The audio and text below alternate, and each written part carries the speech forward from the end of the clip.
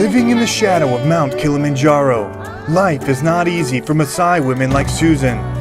She lacks access to basic necessities like water and struggles to provide food for her children. The Maasai are a herding culture who live primarily off the land that surrounds them. And in Kamana, Kenya, it can be treacherous. In Maasai culture, men herd the animals to provide money for the family, while the women cook, raise chickens, care for the children, and build the homes they live in. 3 years ago, Susan's life became much harder after her husband passed away, leaving her to do the work of both the mother and the father. Life is not easy for a Maasai woman, especially given that I am a widow. I have to care for my children and make sure they have food and get an education. After my husband died, I have been working to raise money to care for my children. Sometimes I work on people's farms. Other times I cut firewood to sell at the market. I do whatever I can do to buy food for my children.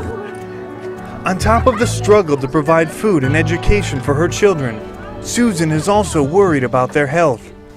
You see, the home they live in is where they cook their meals, but there is little ventilation and the children suffer because of smoke inhalation. Life here is very difficult, but what can we do? This is the only place we have. We only trust upon God, and we hope that God someday will open opportunities for us. For Susan and her family, the opportunities she's been praying for have finally arrived.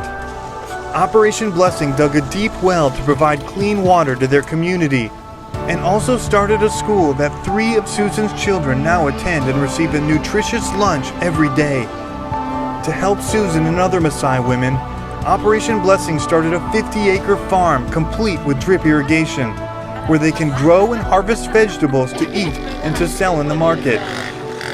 What you have done for us helps a great deal.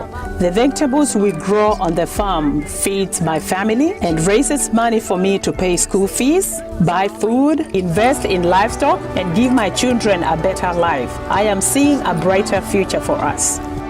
With the income she is now making, Susan is in the process of building a new life for her family and building a new home for them to live in.